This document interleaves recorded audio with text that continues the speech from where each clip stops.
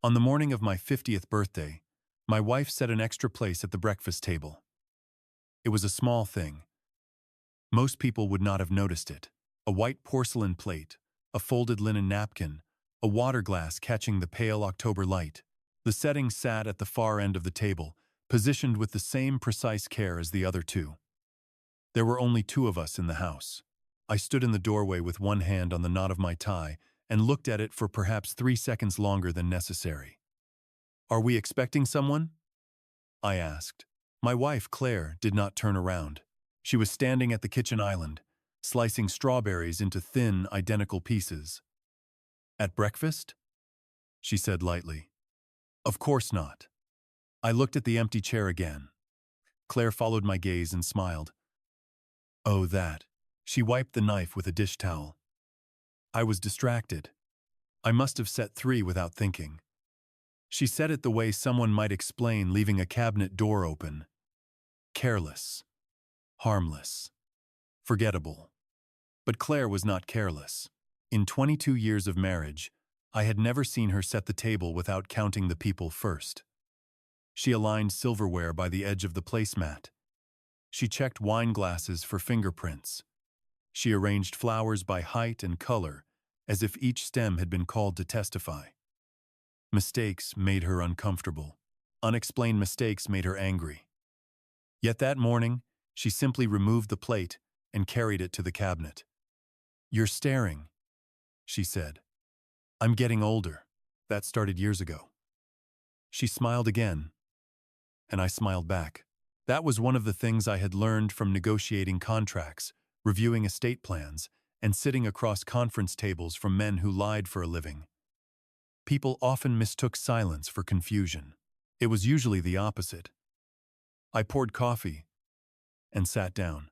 Claire had prepared eggs, toast, fruit, and turkey sausage. It was more breakfast than either of us normally ate during the week. She placed my plate in front of me, then rested her hand briefly on my shoulder. "Big day," she said. "It's just a number." That's what people say when they don't like the number. I cut into the eggs. I've had worse numbers. That was true. I had seen companies with 8 figures in debt and families with 7 figures in assets destroy themselves over a $4,000 watch. Numbers were rarely the problem. The meaning people attached to them was what caused the damage. Claire sat across from me and watched while I ate. She was 51, though strangers often guessed younger. She took care of herself in a disciplined, almost professional way. Morning runs, Pilates twice a week, no sugar after dinner, sunscreen even in winter. Her dark hair was cut just above her shoulders, and that morning she wore a cream sweater that softened her features. She looked calm. Too calm, perhaps. But suspicion is a poor accountant. It inflates small discrepancies until the entire ledger appears fraudulent. I had trained myself not to confuse instinct with evidence. So I ate. The caterer called. Claire said, "They'll arrive at 4.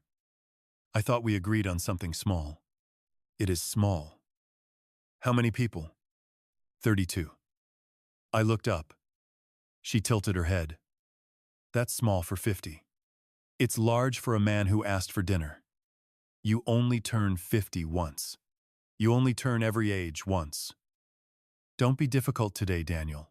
Her tone remained pleasant, but the sentence carried a familiar adjustment. A slight repositioning of blame. I had made a reasonable observation. She had recast it as a defect in my temperament. Claire had become skilled at that in recent years. If I questioned a purchase, I was controlling. If I asked why she came home late, I was insecure. If I remembered a conversation differently, I was tired, distracted, or more recently, under a lot of pressure. She never accused me directly of losing my judgment. She simply expressed concern for it. That was more effective. "I'm not being difficult," I said. She reached across the table and covered my hand with hers. "I know. I just want tonight to be special.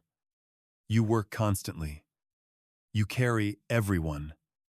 The firm, the house, your brother, the kids.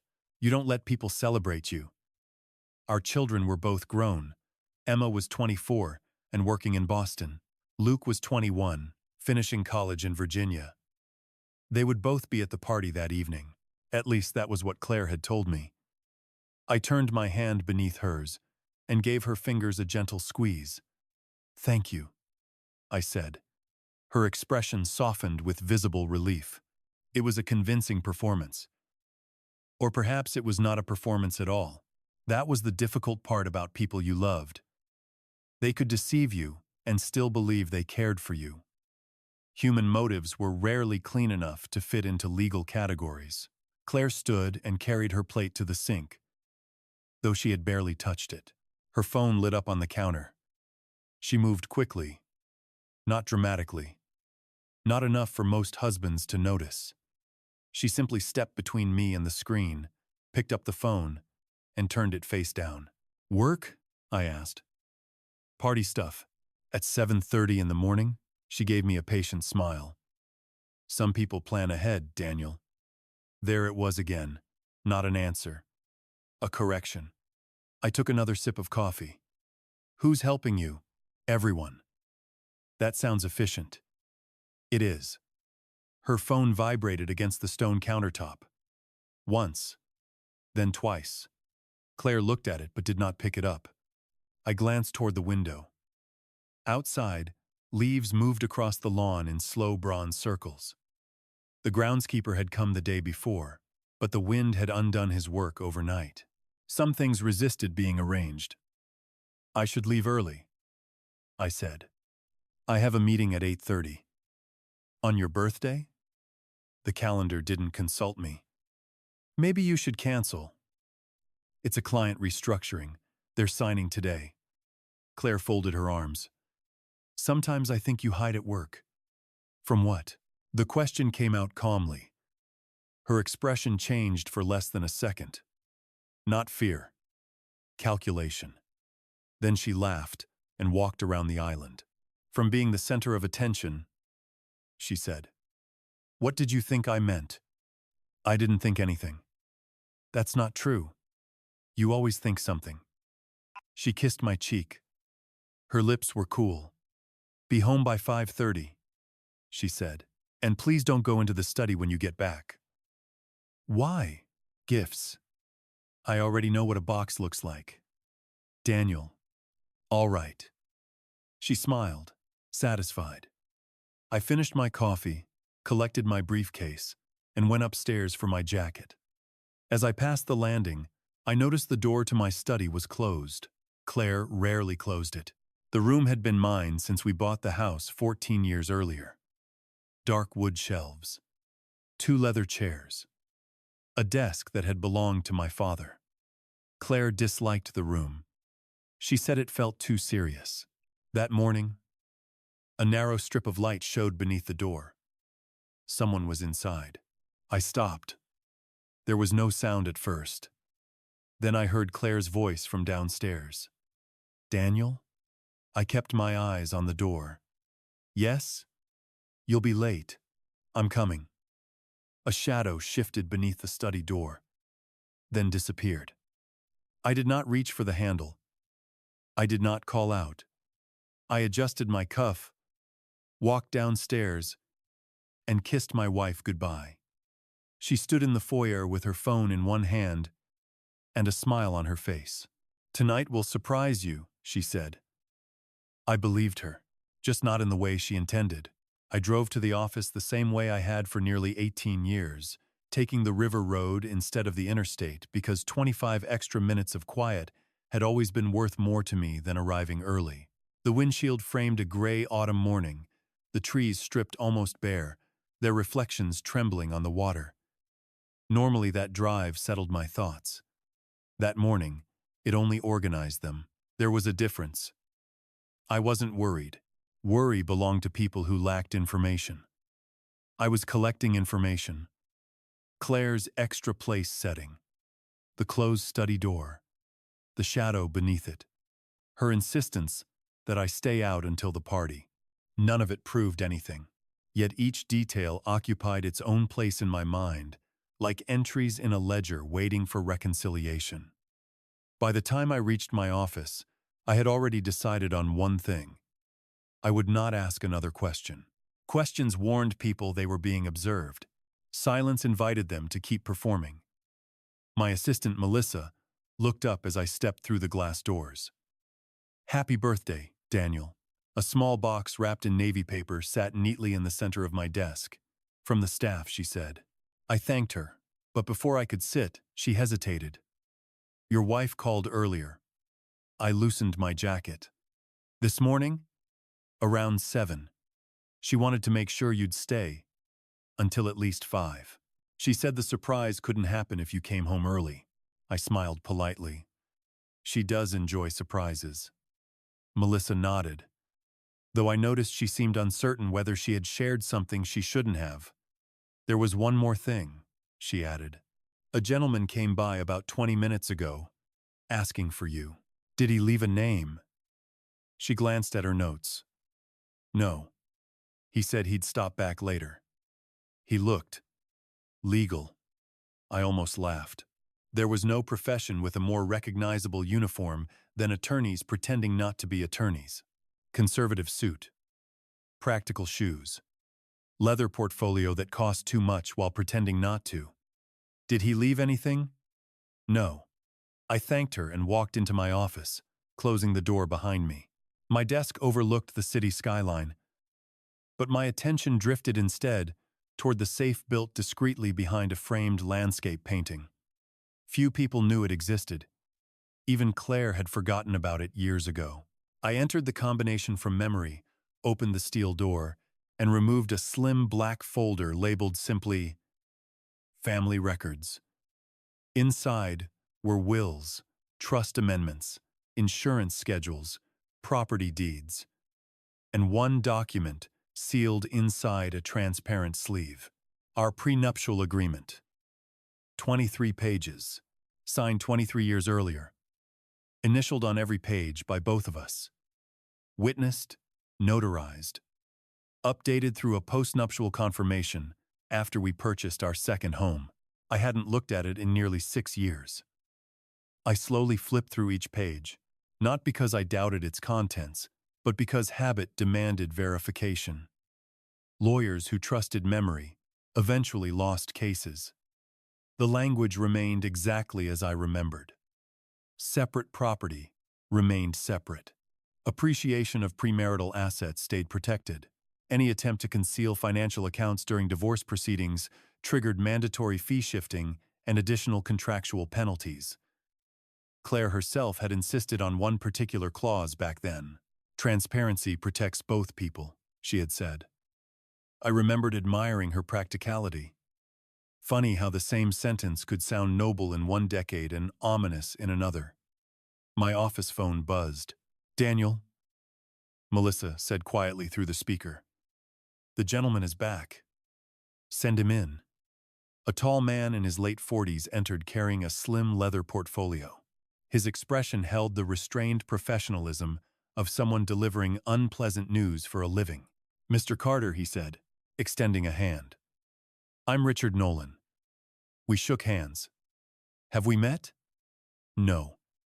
But I believe we'll become acquainted sooner than either of us expected." He opened his portfolio, then paused, studying me carefully. "May I ask you something before we continue?" "Go ahead." "Has your wife told you anything about today?" I held his gaze for several seconds before answering. "No," I said calmly. "She hasn't told me anything at all." Richard Nolan closed the office door behind him and took the chair across from my desk without removing his coat. He placed the leather portfolio on his lap, but did not open it. "Mr. Carter, I need to be clear about why I'm here," he said. "I was contacted 3 weeks ago by your wife's attorney." I leaned back slightly. "And why would my wife's attorney contact you?" "Because I represent you." That was the first genuinely surprising thing anyone had said to me that morning. I knew Nolan's name. He was a respected divorce attorney who handled complicated estates, privately held businesses, and cases in which neither side could afford public embarrassment. I had referred a client to him 8 years earlier. But we had never met. I haven't retained you, I said. Not recently, he replied. But you did 19 years ago. He opened the portfolio and removed a yellowed engagement letter bearing my signature. I remembered it then. During the first difficult year of our marriage, Claire and I had argued over the business, the hours I worked, and her fear that my financial decisions would leave her exposed. At my father's insistence, I had consulted independent counsel to review our prenuptial agreement. Nolan had been a junior associate at the firm. The engagement had never been formally terminated. Your wife's attorney sent my firm a notice requesting confirmation that you had separate representation, he said. They assumed the old file was closed. It wasn't. What exactly are they planning? Nolan studied me before answering. A controlled filing. Public service of divorce papers tonight, during your birthday party. I felt no shock, only a cold internal adjustment, like a lock turning into place. Public? Her attorney advised against it. Your wife insisted. Why? She believes the setting will discourage you from reacting aggressively. Family present. Friends. Your children. She intends to frame the filing as a painful but necessary step after years of emotional neglect. I looked at the city through the window. 32 guests. A caterer. The closed study. Claire had not arranged a celebration. She had arranged witnesses. What is she asking for? I said. Nolan opened a second folder. The house. 50% of your interest in the firm. Permanent spousal support, and control of 2 investment accounts she claims are marital property. They aren't. I know. He slid a copy of the petition toward me. There's another problem. Her disclosures list several liabilities I can't verify, including a private loan for $800,000. From whom? A company called Ashford Strategic Holdings. The name meant nothing to me, but the registered address did. It belonged to Claire's brother, Stephen. I kept my face still. When was the loan made? 6 months ago. What was it supposedly for? Home renovations and household expenses. We paid cash for the renovations. There was no loan. Nolan nodded. That's what I suspected. I picked up the petition and read it slowly. Claire's narrative was elegant. She described me as financially controlling, emotionally detached, increasingly forgetful, and prone to intimidating silence. Every strength I possessed had been translated into pathology. My caution became paranoia. My discipline became obsession. My refusal to argue became emotional punishment. It was carefully written, reasonable enough to make disagreement look like proof. She expects me to lose control tonight, I said. Yes. And if I don't? Nolan's expression tightened. Then she'll provoke you until you do. I closed the folder and placed my hand on the black file containing the prenuptial agreement. No, I said. She won't. Nolan watched me. What are you planning? Nothing dramatic. I slid the agreement across the desk. I'm going home at 5:30. I'm going to thank my wife for the party. I'm going to smile for the photographs. And when she hands me the divorce papers, I'm going to give her something she appears to have forgotten. Nolan opened the agreement, read the first page, then looked up at me. She hasn't forgotten this document. Maybe not the document, I said, but she has forgotten what she put inside it. I left the office at 5 to 10 with the prenuptial agreement inside a plain document envelope in my briefcase and Nolan's number written on a card in my coat pocket, though I had no intention of calling him unless the evening moved beyond theater and into fraud. During the drive home, Claire texted twice. The first message said, "Where are you?" The second arrived 4 minutes later. "Please, don't make this harder than it needs to be." That sentence told me more than she intended. I waited until I reached a red light before replying, 5 minutes away. She sent back a heart. By the time I turned into our street, cars lined both sides of the road, and warm light spilled from every window of the house. Through the front glass, I could see silhouettes moving beneath the chandelier, glasses raised, bodies leaning together in conversation. It looked exactly like a birthday party. That was the brilliance of it. A lie is strongest when it is built from mostly true materials. There really was a caterer. There really was a cake. Our children really had come home. The guests truly believed they were there to celebrate me. Only the purpose of the evening had been altered. Claire met me at the door before I could use my key. She wore a dark blue dress. I had bought her in Paris 6 years earlier, the one she reserved for occasions when she wanted to appear elegant without seeming to have tried. "You're late," she whispered, kissing my cheek. I said 5:30. I looked at my watch. "It's 5:28. Her smile tightened. "You know what I mean." Behind her, someone called my name, and the room erupted into applause. I stepped inside and allowed surprise to cross my face at the appropriate moment. Emma reached me first, throwing her arms around my shoulders. Luke followed with a grin and a firm handshake that became a hug. For several seconds, their presence made everything else feel distant. Then I saw Stephen standing near the fireplace with a glass of bourbon in his hand. Claire's brother had never liked me, though he had benefited from my advice, my introductions, and twice from loans he repaid only after repeated reminders. When our eyes met, he lifted his glass in a slow salute. I returned a polite nod. He seemed pleased. People who think they know the outcome often become careless before the game is over. Claire moved beside me and looped her arm through mine. She said softly, "Everyone wanted to be here for you." "You did all this?" I asked, giving her the question she expected. "Because I love you." Her voice was warm enough to convince anyone listening. Then her fingers tightened around my sleeve. "Promise me you'll stay calm tonight."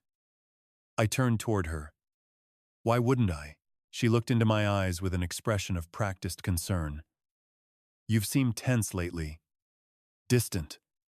I just don't want you misreading anything." There it was, the advance preparation. Before she did something cruel, she needed to define my reaction as irrational. "I feel fine," I said. "Good." She patted my arm as if reassuring a patient. For the next hour, I played my role. I accepted gifts, listened to stories, laughed when expected, and thanked people for coming. I drank one glass of wine slowly and refused a second. At 7, the caterers cleared the dinner plates. At 7:15, Claire asked everyone to gather in the living room for a toast. Emma stood near the staircase.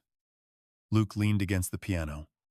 Stephen positioned himself beside Claire with his phone already in his hand, its camera facing outward. That detail interested me. Claire raised her glass.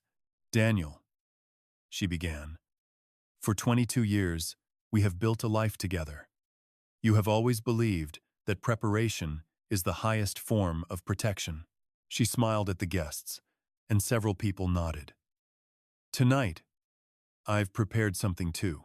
A man I recognized from Nolan's description stepped from the hallway, carrying a white envelope. The room grew quiet. Claire accepted it, then turned to me with tears gathering in her eyes so quickly they might have been rehearsed. "I'm sorry," she said, "but I can't keep living in fear." She held the envelope out with both hands. Every face turned toward me. I let the silence remain long enough for Stephen to raise his phone higher. Then I took the divorce papers, placed them unopened on the table, and reached for my briefcase. Claire's expression flickered. Just once. "You're right," I said calmly. "Preparation does protect people." I removed the plain document envelope and held it out to her. "That's why you should read this before your lawyer files anything tomorrow." Claire did not take the envelope immediately. For the first time that evening, the expression on her face did not seem chosen in advance. Her eyes moved from the envelope to my face, then toward the man who had delivered the divorce papers, as if he might explain what she was looking at. He did not. He had already taken one step backward, distancing himself from whatever came next. "What is that?" Claire asked. Her voice was still controlled, but the softness had disappeared. Something you should read, I said. Stephen lowered his phone slightly, then raised it again when Claire glanced at him. The guests remained silent. They had arrived expecting cake and nostalgia, and now they stood. Luke stared at the unopened divorce papers on the table, as if the words might somehow rearrange themselves into a different meaning. Claire finally took the envelope and opened it with one sharp movement. When she saw the title page, she gave a small laugh. "The prenup?" she said. "Daniel, this is pathetic." She turned toward the room, performing again. "He thinks a 23-year-old document gives him the right to frighten me. I'm not trying to frighten you." "Then what are you doing?" "Reminding you of the agreement you negotiated." Her jaw tightened. "My attorney reviewed that agreement." "Did your attorney review Section 14? The room was so quiet I could hear the faint clink of glassware in the dining room as a caterer cleared a tray. Claire looked down. I watched her eyes scan the page numbers. Her confidence lasted until she found the clause. Then she stopped moving. Section 14 had been her idea. At the time, she had said it would protect her from the kind of financial deception she had watched destroy her parents' marriage. The language was unusually strict. If either spouse concealed assets, fabricated debts, transferred marital property to a relative, or submitted knowingly false financial disclosures in contemplation of divorce, that spouse waived any claim to the other party's separate appreciation and became responsible for all resulting legal fees. There was also a liquidated damages provision tied to fraudulent encumbrances placed against jointly occupied property. Claire read it once, then again more slowly. "This doesn't apply," she said. "Then you have nothing to worry about. You don't know what you're talking about." "I know about Ashford Strategic Holdings." Stephen's phone dropped to his side. Claire's face remained still, but the color left it. I continued before either of them could interrupt. "I know the company uses Stephen's business address. I know the alleged $800,000 loan appeared 6 months ago. I know the renovations were paid in full from my separate account, which means the debt listed in your petition cannot be what you claim it is." Stephen stepped forward. "You need to be careful, Daniel."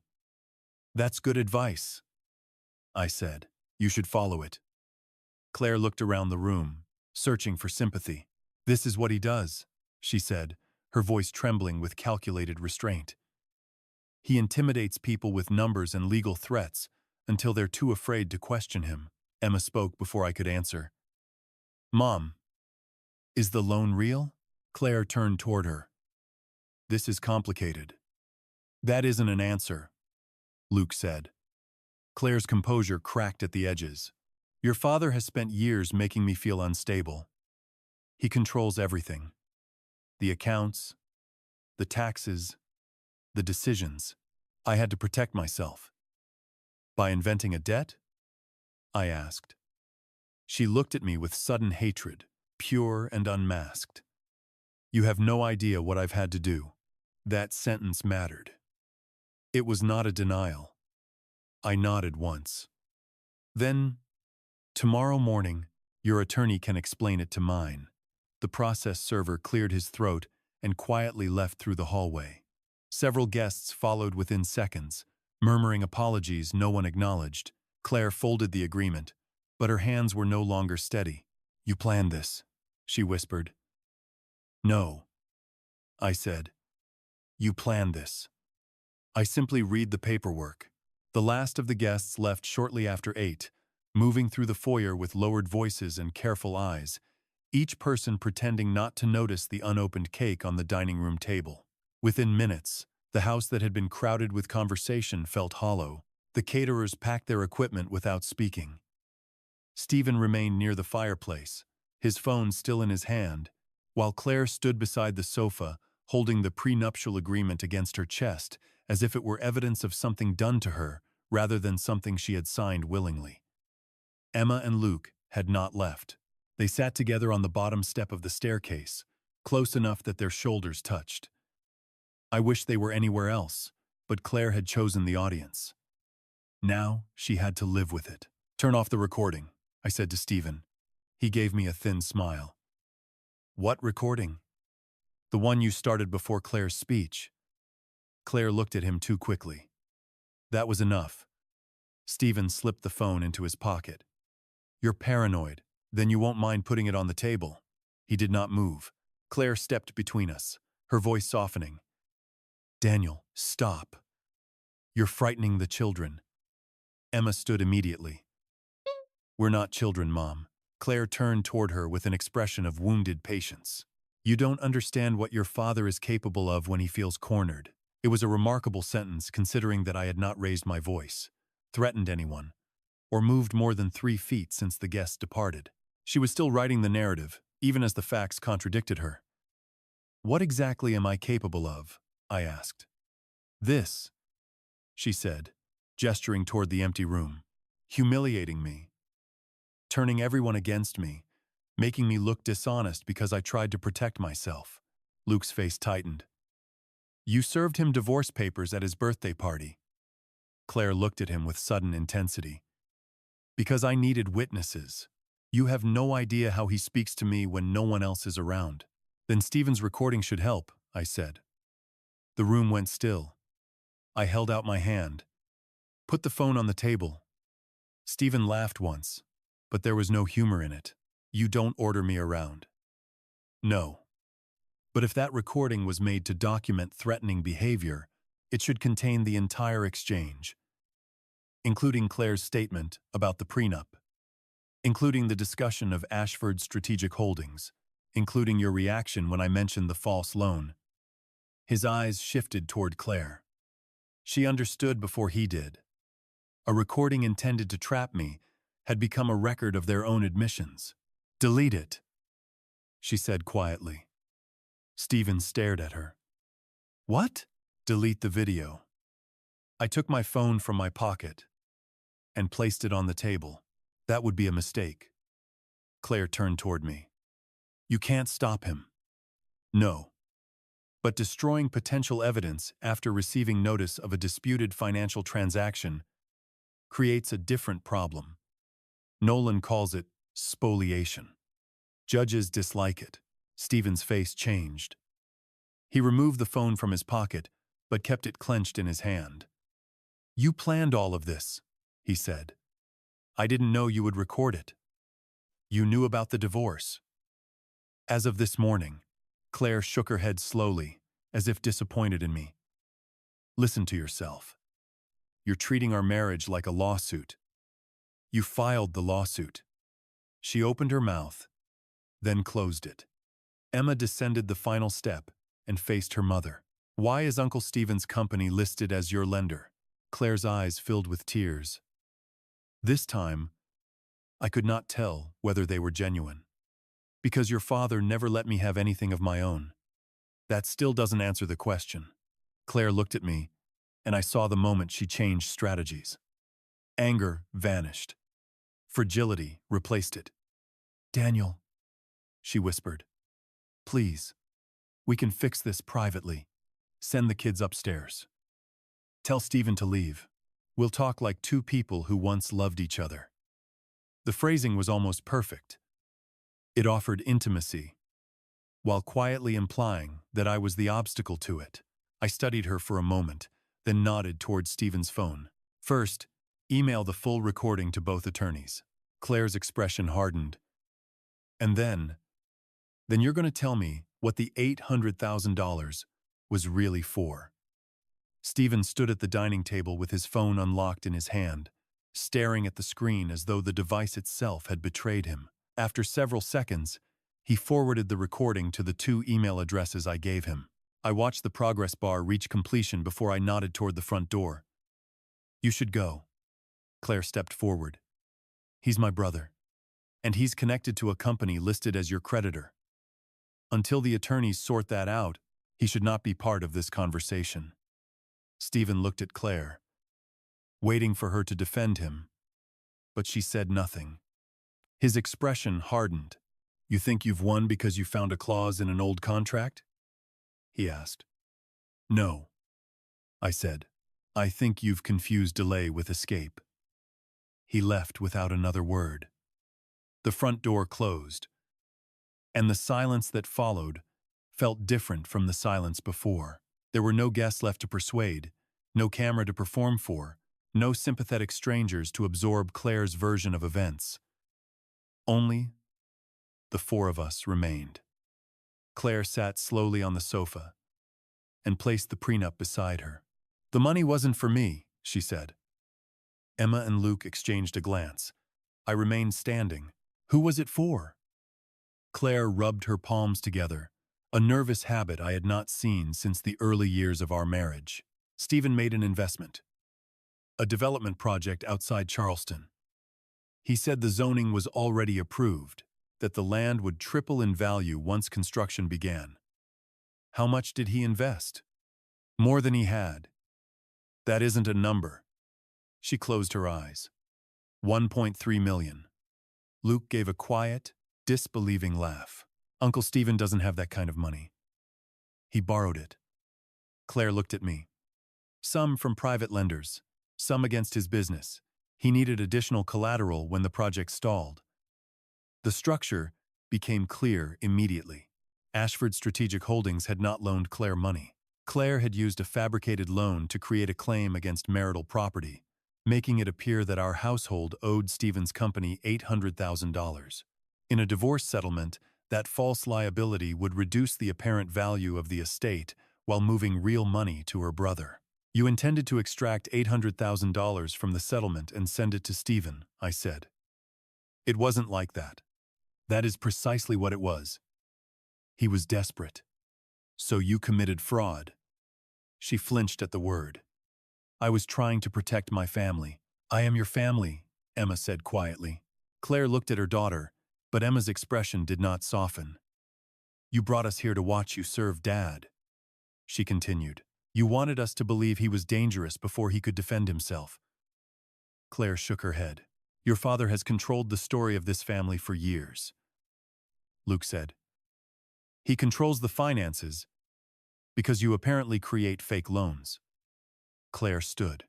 "You don't understand what it's like to live with someone who always knows more than you, who can make you feel foolish with one question." I studied her carefully. There was truth inside the accusation, though not the truth she wanted. I had corrected her often.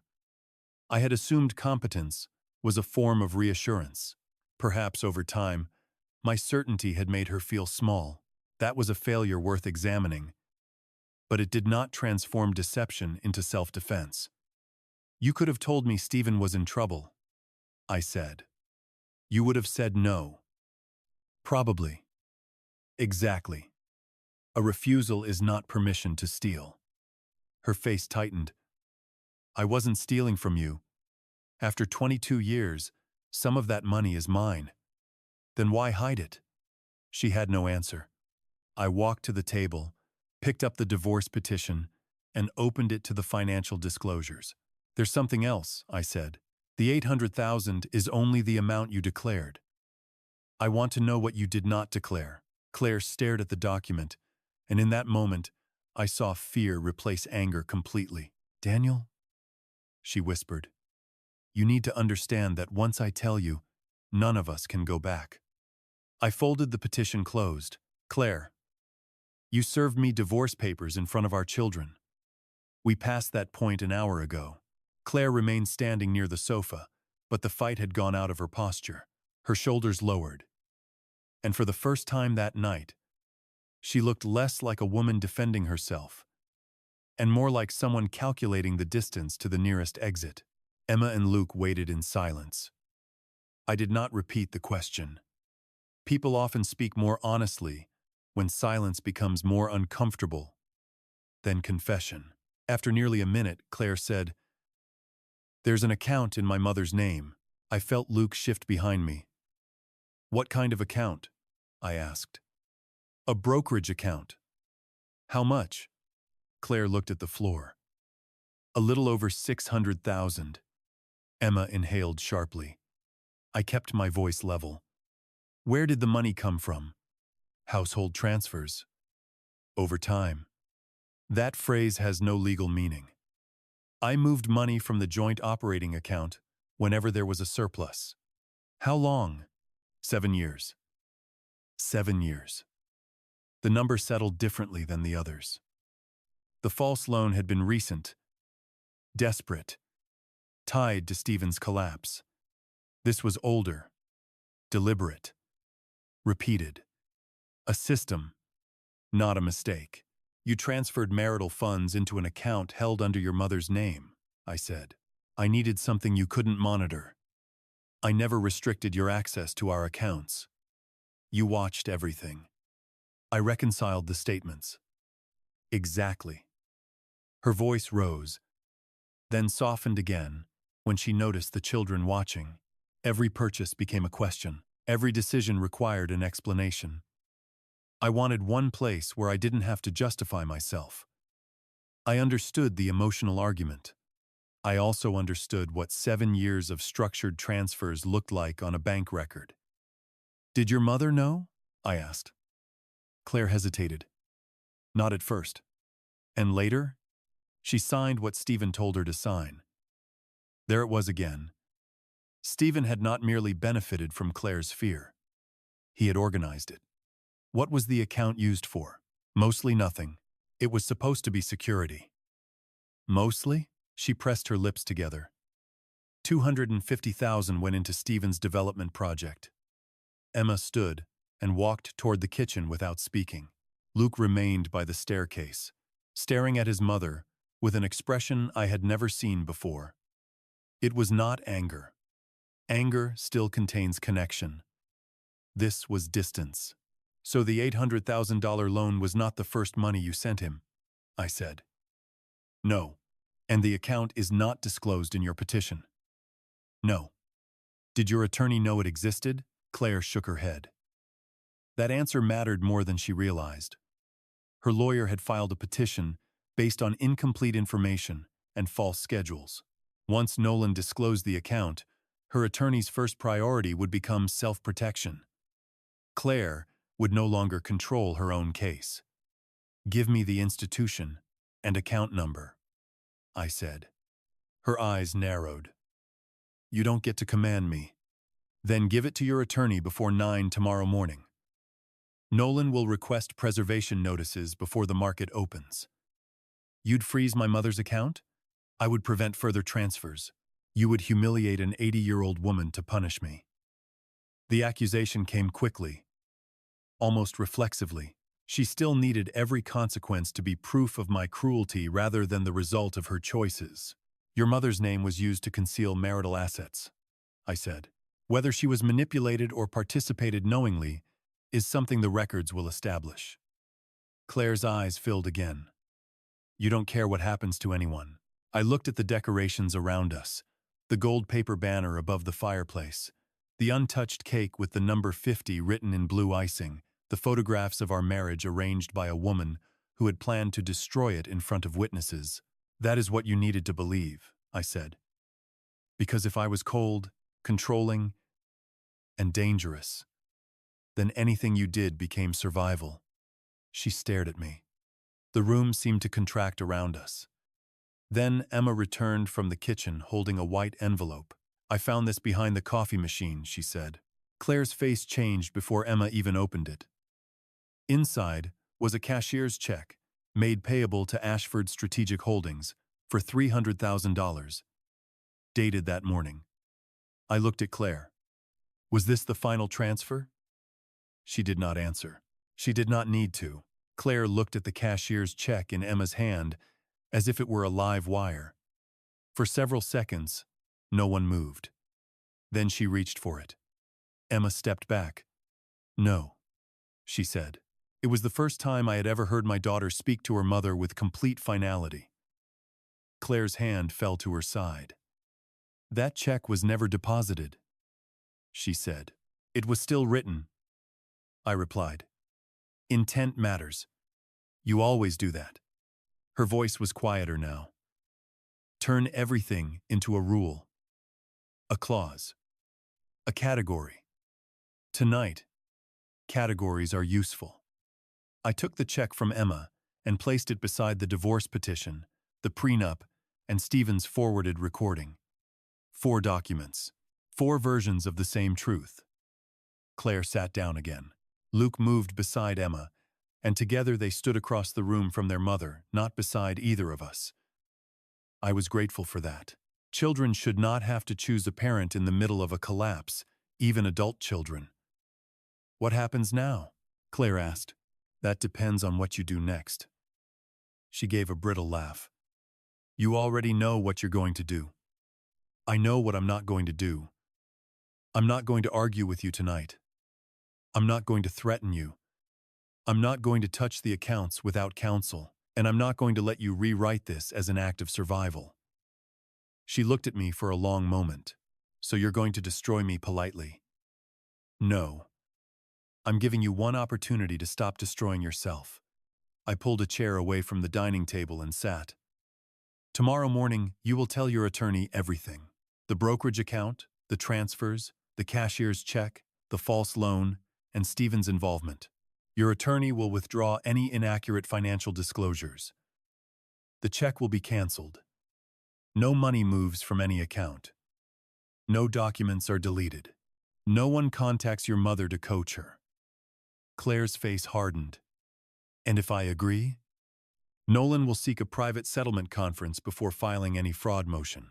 The divorce will proceed. But we will keep the allegations out of the public record if the assets are restored and the disclosures are corrected. Emma looked at me. You'd still protect her? I would protect the family from unnecessary damage. Claire's eyes narrowed. There it is. You get to be the reasonable one. This is not about appearances. Everything with you is about appearances. You served me at a party. The sentence landed softly, but it ended the argument. She looked away. And if I refuse? She asked. Then Nolan files the recording, the check, and the account evidence with the court. Your attorney will likely withdraw. The prenup's fraud provisions will be enforced. The matter may be referred for investigation. Stephen will be exposed to discovery, and your mother may be deposed. Claire closed her eyes. You would do that? To my mother? You involved your mother. The distinction mattered, though I could see she hated it. For years, she had treated consequences as weapons wielded by other people. It allowed her to remain innocent in her own mind. You're enjoying this, she whispered. No. I can see it. What you see is that I'm not panicking. You planned for panic because panic would prove your story. Calm feels cruel to you because you cannot use it. Her face changed. Not dramatically. Something simply gave way behind her eyes. I wanted you to feel powerless, she said. The honesty surprised all of us. She looked down at her hands. Just once. I wanted you to walk into a room and realize everyone else knew something you didn't. There was no defense in her voice now, only exhaustion. I understood then that the party had not been a legal strategy. It had been revenge, disguised as self-protection. You succeeded, I said. For about 30 seconds. She gave a broken laugh, then began to cry without covering her face. No one moved to comfort her. Not because we were cruel, but because comfort at that moment would have become another escape. After a while, she wiped her cheeks and looked at me. I'll tell my attorney everything, before 9. She nodded. I stood and gathered the documents. You should stay in the guest room tonight. Claire looked toward the staircase. And tomorrow? I placed the prenup back into its envelope. Tomorrow, we stop pretending this marriage can be saved. By 9 the next morning, Claire had disclosed everything to her attorney. By 10:30, her attorney had called Nolan. By noon, the divorce petition had been amended, the false loan removed, the brokerage account identified, and the cashier's check canceled. The speed of it surprised no one. Truth moves quickly when everyone involved is trying to avoid becoming part of the lie. Claire moved out 3 days later and rented a furnished apartment across town. She took her clothes, several boxes of books, and the blue dress she had worn at the party. She left the decorations behind. For a week, the gold birthday banner remained above the fireplace because I could not bring myself to touch it. It seemed less like a celebration than a piece of evidence, proof that a room could be beautiful and hostile at the same time. The financial settlement took 4 months. Most of the concealed funds were recovered. Stephen's development project collapsed, and his lenders pursued him directly. Claire's mother was questioned, but not charged. The records showed she had signed documents she did not understand and had received none of the money. The prenup held. Claire waived her claim to the appreciation of my firm, paid a substantial share of the legal fees, and accepted a division of the legitimate marital property. I did not seek criminal charges. Nolan advised me that I had enough evidence to make the process far more painful. I declined. Punishment is not the same thing as justice. And by then, I no longer needed to see Claire suffer in order to believe what she had done. Emma and Luke stayed close to both of us, though not in the way Claire had expected. They did not abandon her, but they stopped accepting explanations that required them to doubt their own memories. That was harder for her than losing money. Gaslighting depends on an audience willing to surrender its perception. Once the children began answering, "No, that isn't what happened," her old methods lost their power. 6 months after the party, Claire and I sat across from each other in a private conference room to sign the final settlement. There were no raised voices, no accusations. 2 attorneys sat at the far end of the table, but neither spoke. Claire looked older than she had on my birthday, not because time had passed, but because she no longer had a performance to hide behind. She signed the last page and placed the pen down carefully. "Did you ever love me?" she asked. It was the first question she had asked in months that did not contain an accusation. "Yes," I said, "for a long time." "Then why was it so easy for you to let me go?" I considered correcting her. It had not been easy. I had simply done it quietly. But explanations had been the currency of our marriage, and I was no longer willing to purchase peace with them. "Letting go was not the first thing I did," I said. "First, I waited for you to tell the truth. Then I waited for you to take responsibility. Then I accepted that you preferred being justified to being known." She looked down at the signed documents. "You always have the perfect sentence." "No, I usually have time to think." Her mouth curved into something that was almost a smile. "That was the thing I hated most about you." "I know." We stood. At the door, Claire turned back. "What did you wish for when you blew out the candles?" I looked at her. She had never seen me do it. The cake had remained untouched until the caterers took it away. "There were no candles," I said. She nodded slowly, as if that answer contained more than it did, then left. I stayed in the conference room for several minutes after the door closed. On my 50th birthday, my wife had tried to make me powerless by revealing that our marriage was over in front of everyone who mattered to us. What she had not understood was that power had never come from being the last person to know. It came from knowing who you were after the truth arrived. I returned home that evening by the river road. The trees were bare, the water dark and still. When I entered the house, the extra place setting was gone. The study door was open, and for the first time in years, the silence did not feel like a weapon. It felt like mine.